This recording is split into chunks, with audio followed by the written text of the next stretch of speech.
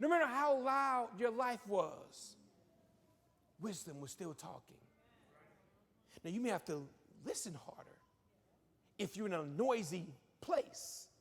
But the text is saying wisdom was always speaking.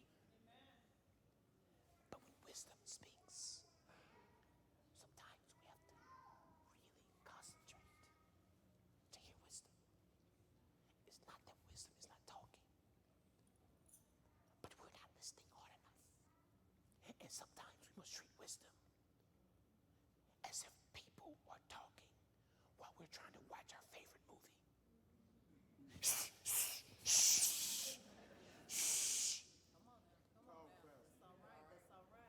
If you are a parent, just how you cuss your kids out when they're talking, when you talk on the phone, trying to hear that gossip, trying to hear that drama, you should also clear the room when it's time for you to pray.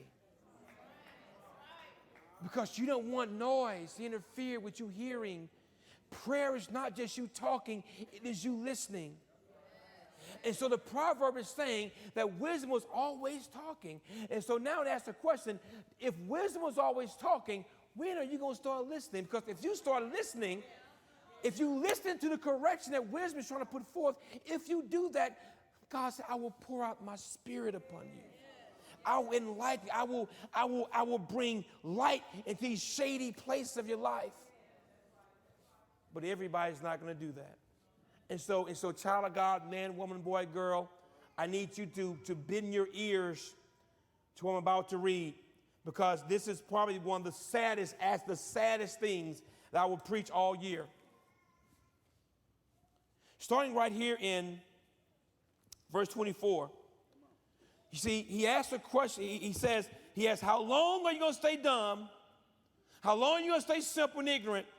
He says, if you just listen, I'll pour out my spirit. Here is why he says this. He says, because I have called and you refuse to listen. Have stretched out my hand and no one has heeded. Because you have ignored my counsel and would have none of my reproof, I also, you ready? No, okay, now wait a minute. Please understand. He says, I tried to speak to you, but you didn't listen. I then extended my hand towards you. That means God did some things in your life that you should have known he loved you. He not only spoke to you, help me, Holy Ghost, he did some stuff. He moved and rearranged some stuff in your life where you should have known that God loved you. He said, I've done both, and you did not heed my voice nor my hand.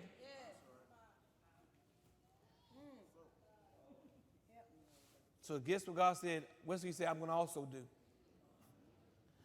I also will laugh at your calamity. Wisdom.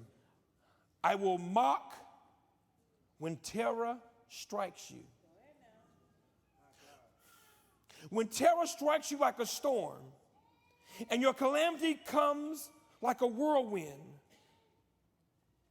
When distress and anguish come upon you, not if, O foolish one, but when.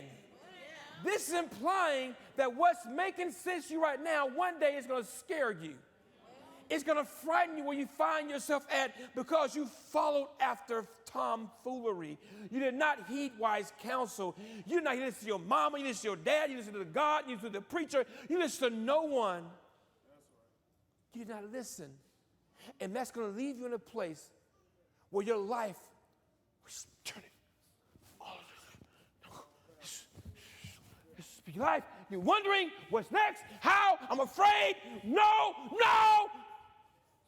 How do I get here?